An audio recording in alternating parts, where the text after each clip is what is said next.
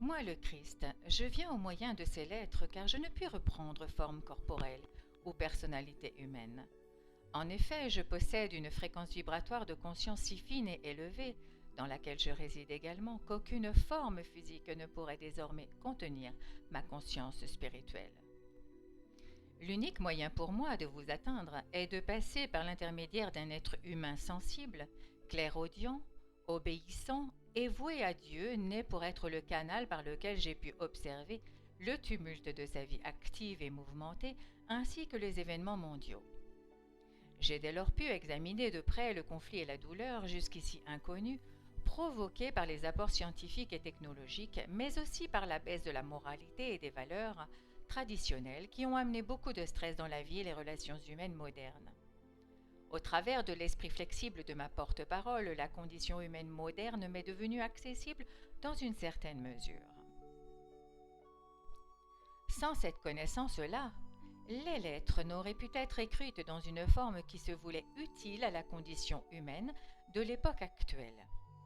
Le processus d'adombrement partiel, ce qui signifie que c'est un mode de possession par une entité spirituellement avancée avec le plein accord de l'entité ainsi adombrée, l'adombrement permettrait à l'entité d'éviter l'obligation de s'incarner, ce qui est pénible, voire dans certains cas impossible. Il a donc commencé avant la naissance de ma porte-parole. Il s'est poursuivi durant sa jeunesse tout au long de sa vie. Il a débuté par une déprogrammation minutieuse de son esprit et l'élimination complète de ses anciens concepts. Puis ma porte-parole a été intentionnellement soumise à nombre d'expériences humaines permettant ainsi des luttes et des souffrances représentatives de la vie moderne.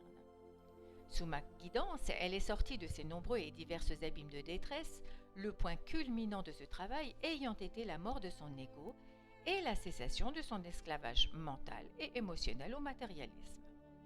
Elle entre aujourd'hui dans les fréquences de conscience de l'amour universel et a expérimenté la réalité de la conscience universelle.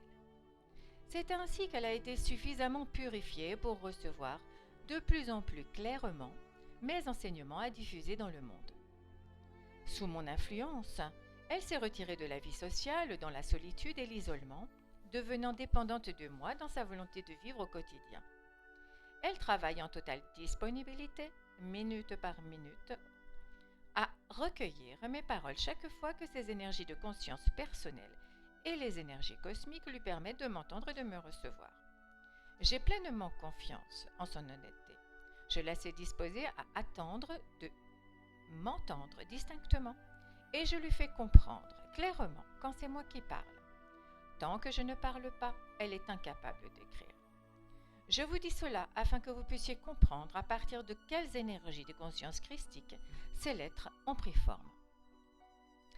Je viens de nouveau à vous pour rassembler dans cette lettre les points de détail qui n'ont pas été commentés dans une de mes 8 précédentes lettres. Je souhaite en parler dans un contexte mondial, ce qui prouvera combien ces enseignements servent chaque domaine de votre vie terrestre et l'ensemble des nations.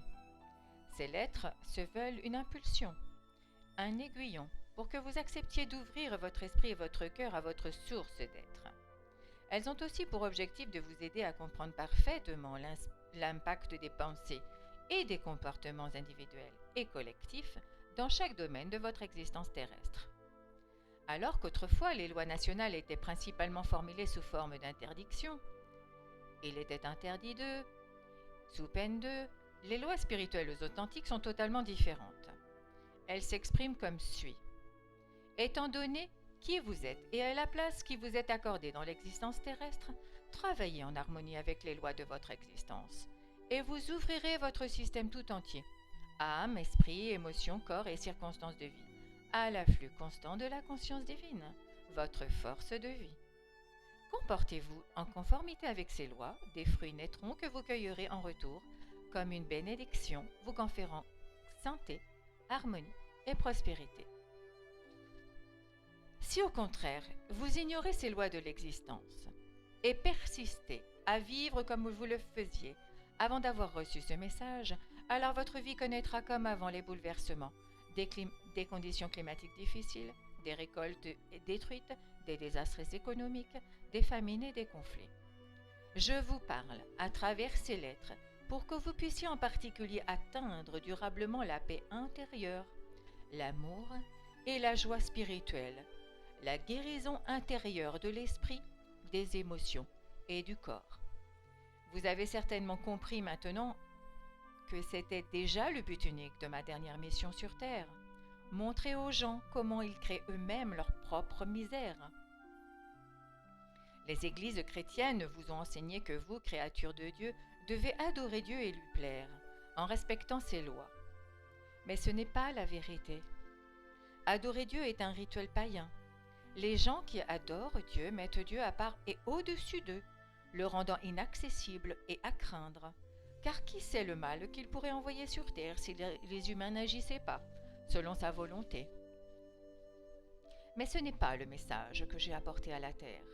J'ai parlé du Père qui subvenait à tous les besoins, répondait aux appels, guérissait quand on l'en priait, un Père transcendant les gens autant qu'ils étaient en eux, ce qui voulait dire que le Créateur était universel.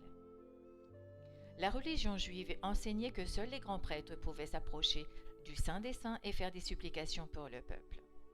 Le peuple ne pouvait approcher Jéhovah que par l'intermédiaire des prêtres, apportant des oiseaux et des animaux qui seraient offerts en holocauste pour les péchés des hommes et l'apaisement de Jéhovah. Les Juifs obtenaient ainsi le rachat des péchés. J'ai enseigné sans relâche aux gens qu'ils recevraient le pardon du Père pour leurs péchés sur leur empressement à pardonner à autrui, car il leur serait fait selon ce qu'ils avaient eux-mêmes semé. Je leur ai aussi enseigné à parler directement au Père, à prier en termes simples et à demander selon leurs besoins.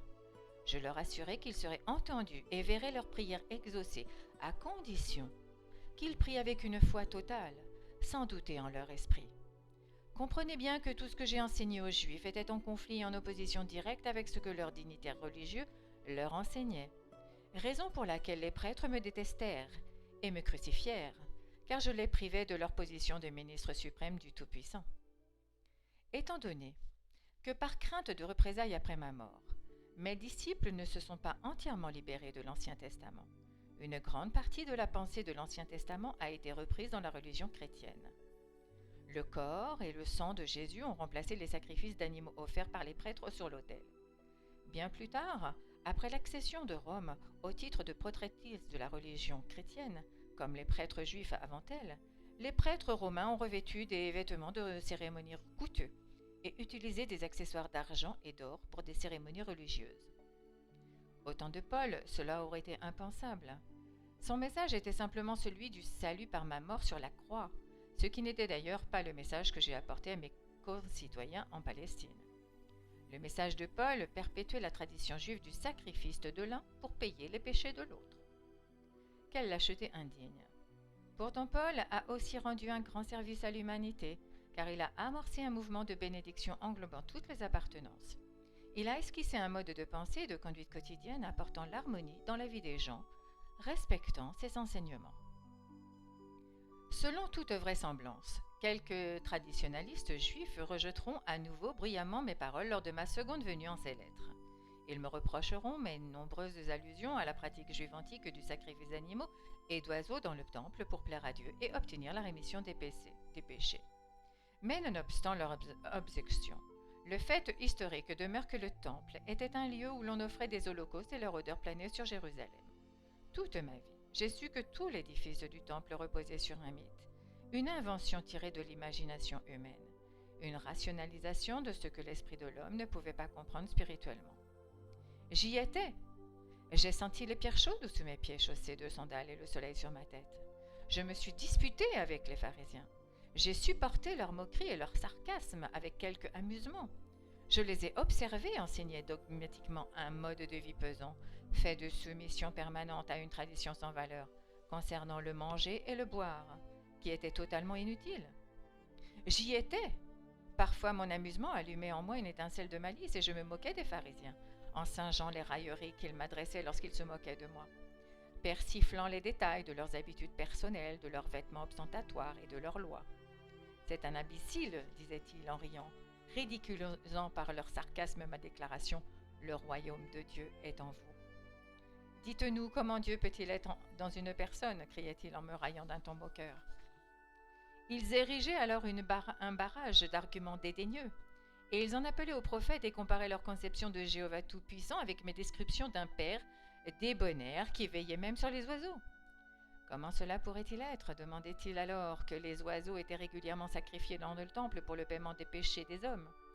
Moïse aurait-il institué la pratique si sainte des holocaustes si les oiseaux et les bêtes avaient une quelconque importance aux yeux du Tout-Puissant? Je restais impassible devant leurs attaques verbales. Ils n'avaient que leurs croyances issues de la tradition juive pour soutenir leurs déclarations, alors que mon esprit avait reçu la vraie connaissance de l'existence même pendant mes expériences d'illumination dans le désert.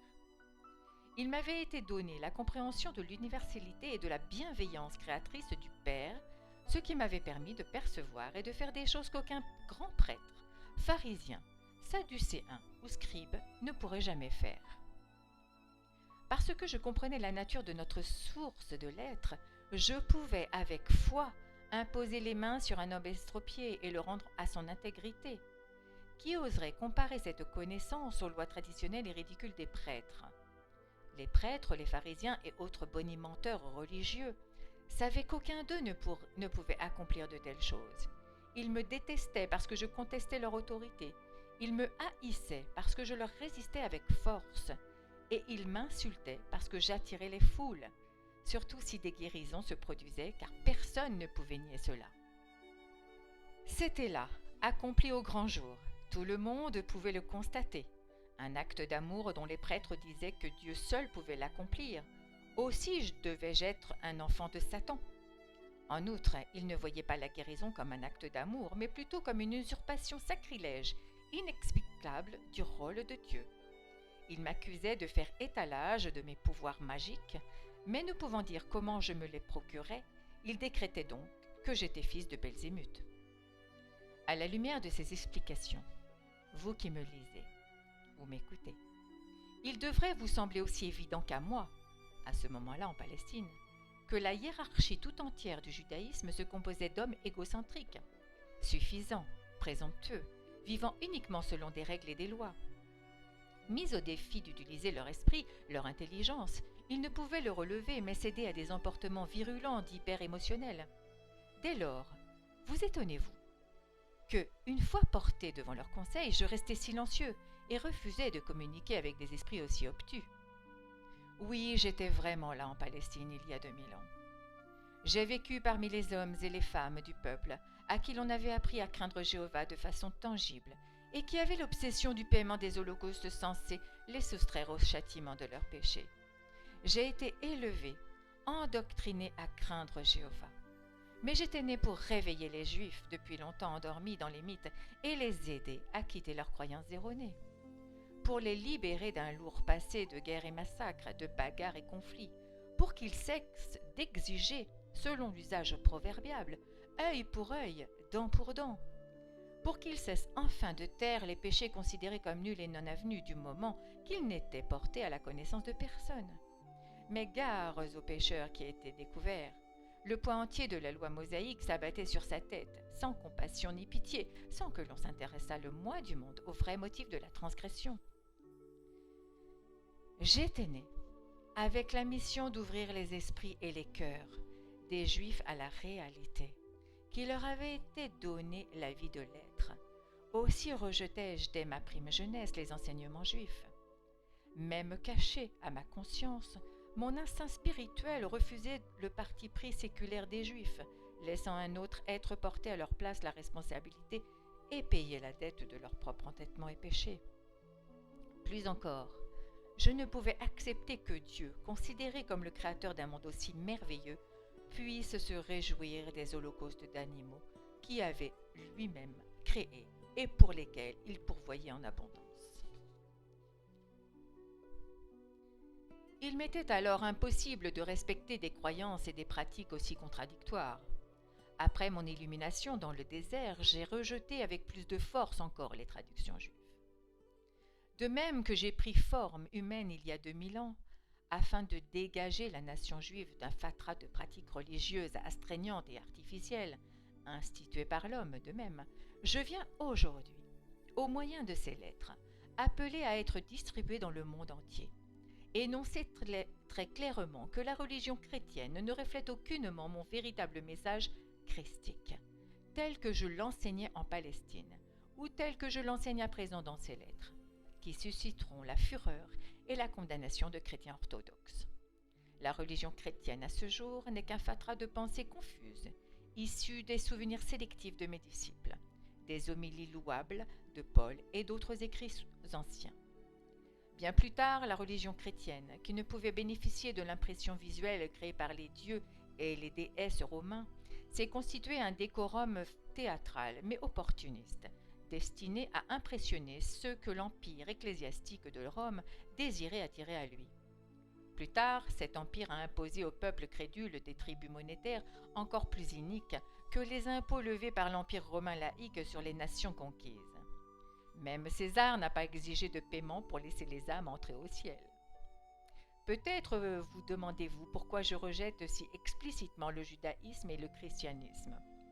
C'est qu'il est capital pour le succès de la distribution de mon message christique que les gens perçoivent clairement la vraie nature des religions qui ont dominé l'humanité jusqu'au XXe siècle.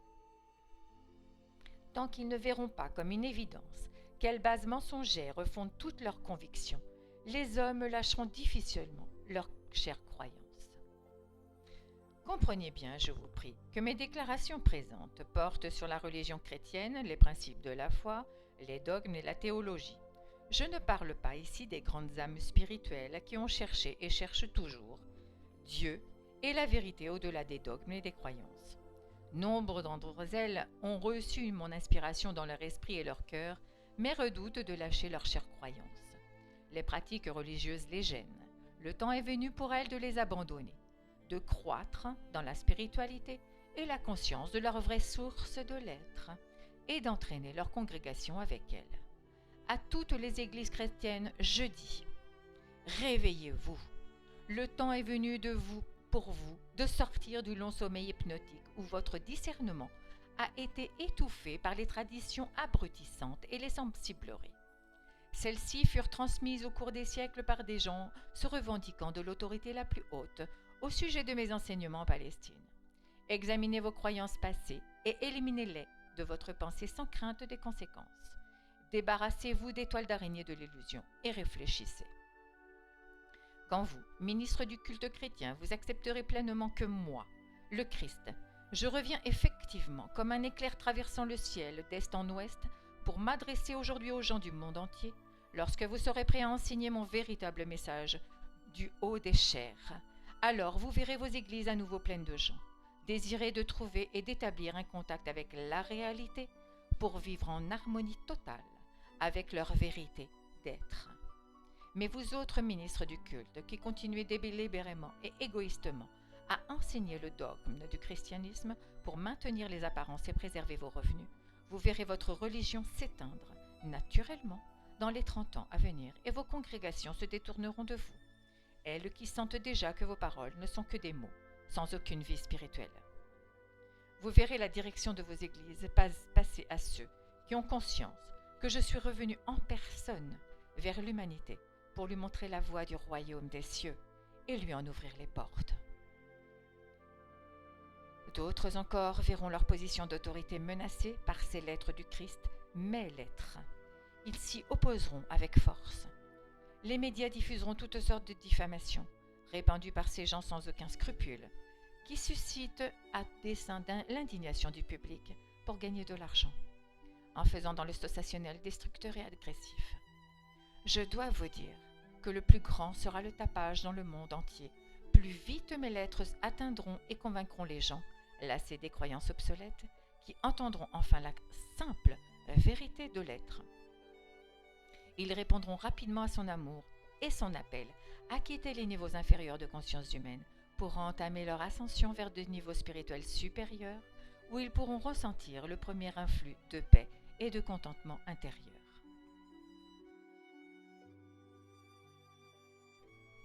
Des conflits éclateront dans tout le milieu de l'industrie et du divertissement, de plus en plus de gens reconnaissant et refusant les nourritures violentes et abjectes massivement absorbées par leur conscience mentale, émotionnelle et corporelle, alimentées par des âmes dégénérées qui ne voient que les milliards à gagner. Ces prédateurs spirituels ont perçu l'étrange fascination que ressentent nombre de gens ignorants pour le malsain et le macabre. Ces derniers sont tellement rassasiés de la sécurité, du confort et du luxe de l'époque moderne qu'ils n'en font plus une source de contentement. Ils recherchent l'excitation afin de stimuler leur esprit blasé. La vie des gens n'est pas aussi misérable que ce que racontent les films qu'ils visionnent au quotidien, sinon ils éteindraient leurs écrans et partiraient à la recherche de quelque chose de beau et de réconfortant, reposant leur système nerveux saturé. Pourtant, si vous examinez honnêtement les conditions de votre vie présente, vous verrez qu'elle est tout de même déjà un miroir terrifiant de tout ce que l'industrie du divertissement vous offre depuis le milieu du XXe siècle. Les gens nourris des pires scénarios possibles inventés par le cinéma, la télévision, les livres et les médias à sensation, se plaignent aujourd'hui d'avoir perdu le sentiment de sécurité dont ils jouissaient jadis. Je vous vois sur terre barricadés derrière des clôtures électriques, de hauts murs hérissés de pointes, exhortés de gardes du corps qui parfois assassinent traîtreusement eux-mêmes les gens qu'ils escortent. Je vois des gens et des femmes qui jadis circulaient sans crainte de nuit dans les rues et les chemins de campagne, à présent retranchés derrière les portails de sécurité, redoutant les attaques les plus viles et brutales. Je vois des races terrorisées par leurs propres congénères. Je vois des génocides, des révolutions, des bombardements, des assassinats, des tueries gratuites de toutes sortes. Les victimes arrivent dans leur existence suivante encore traumatisées par le choc de leur trépas brutal et inattendu. Je les vois et je les assiste, s'ils sont capables de me voir et de me recevoir. Tellement de gens sont encore loin d'être prêts à passer à une forme d'existence plus élevée, et c'est ainsi qu'ils demeurent dans les plans inférieurs, jusqu'à leur libération par la Renaissance. La vie terrestre est devenue l'enfer que décrivent vos écrans et votre littérature. Pourquoi ? Parce que votre culture, soi-disant civilisée, autorise la brutalité perverse, sous toutes ses formes, à entrer dans vos foyers par l'intermédiaire de votre télévision pour agacer et exciter vos bas instincts. Vous la vouliez et maintenant vous l'avez dans sa forme la plus concrète, dans votre vie quotidienne. Aucun d'entre vous n'est protégé de ces effets dévastateurs que vous avez vous-même générés. Et vous vous étonnez que moi, le Christ, je revienne vers vous en cette époque pour vous expliquer ce que vous faites subir à vous-même. Comment une incarnation spirituelle de l'amour pourrait-elle ne pas tendre la main pour apporter de l'aide alors que l'aide existe ? C'est pourquoi, je vous le répète, je ne suis pas seul dans mon travail. C'est au nom de tous les maîtres que je vous parle à travers ces lettres. Chaque maître assiste ceux qui suivent ses enseignements terrestres. Chaque maître prie instamment ses disciples de lire, de s'ouvrir, de prier afin de pouvoir absorber la vérité contenue dans ces pages. Efforcez-vous de purifier votre esprit, vos actions. Devenez l'incarnation de l'amour envers tous. Sachez aussi que ces lettres initient une époque de changement. Lorsque les gens du monde entier ouvriront enfin les yeux sur ce que des manias avides, dénaturés sans scrupules, font subir à leur conscience, ils entreront dans une grande colère. Le public verra les procédés insidieux et cachés qui l'ont progressivement attiré dans les filets de l'abomination. Moi, le Christ, je vous dis que lorsque cela arrivera, vous ne trouverez plus le terme d'abomination, vieux jeu et dépassé. Vous sentirez clairement la différence entre les formes, ou paraboles, de conscience saine et stimulante et les schémas de conscience destructeurs. Vous vous rebellerez et appellerez dans toutes les langues ces formes de conscience destructrice des abominations. Les parents lucides qui aiment vraiment leurs enfants s'érigeront contre les formes actuelles de divertissement.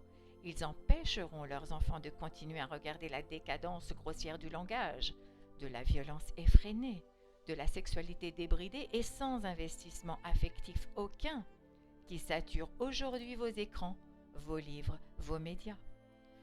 Ces créations de conscience basse et méprisables gangrènent votre société et contaminent les vies et les actions humaines. Les parents verront que les formes de conscience qui nourrissent l'esprit de leurs enfants sont les fondations sans cesse grandissantes de leur vie future d'adultes. Aussi commenceront-ils à se renseigner sur les valeurs éthiques enseignées dans les écoles. Les parents ne porteront plus aucun intérêt aux religions enseignées à l'école, celles-ci n'intéressant plus qu'une minorité de gens. Ils seront par contre très attentifs aux philosophies de vie, aux comportements, disputes, conflits, déclarations, encouragés ou tolérés dans les écoles du futur, tant par les enseignants que par les élèves. Des associations se formeront pour fonder de petites écoles sur la base de l'enseignement contenu dans ces lettres, puisque le vieux savoir, jugé obsolète, sera abandonné. L'accent portera sur les langues, les arts, la logique, l'art de bien communiquer, de diriger habilement son imagination créatrice, mais aussi sur les mathématiques, la science et les travaux manuels. Le noyau du programme d'études s'édifiera sur l'éducation de chacun, à discerner la vérité du mythe, à sentir clairement les valeurs les plus hautes à adopter et cultiver, à trouver le judicieux moyen de les appliquer dans la vie, afin d'améliorer les conditions de vie à l'échelle individuelle, nationale et même mondiale. L'enfant apprendra aussi à développer ses compétences dans les sciences et les travaux manuels, lui permettant de travailler par la suite avec plaisir et succès dans le domaine d'activité de son choix. On éduquera les enfants avec une nouvelle aura, de sollicitude et d'amour, et on leur montrera comment ils peuvent contribuer eux-mêmes à cette sollicitude et cet amour dans les classes. On les encouragera à travailler dans la joie et le bonheur. Si cela s'avère difficile pour l'enfant malheureux, on lui montrera comment arriver à la joie et au bonheur, et on le récompensera lorsqu'il y parviendra. On jaugera chacun à la mesure de son investissement dans la quête d'élévation spirituelle et la sincérité de son dévouement envers les intérêts des défavorisés et des communautés en général. En vérité, je vous le dis, à vous, gens du monde entier, il est extrêmement urgent que vous reconnaissiez être né pour individualiser et exprimer l'universel, la source de votre être, de façon à grandir en conscience pour atteindre finalement la plus haute manifestation individualisée de votre source d'être, la conscience christique.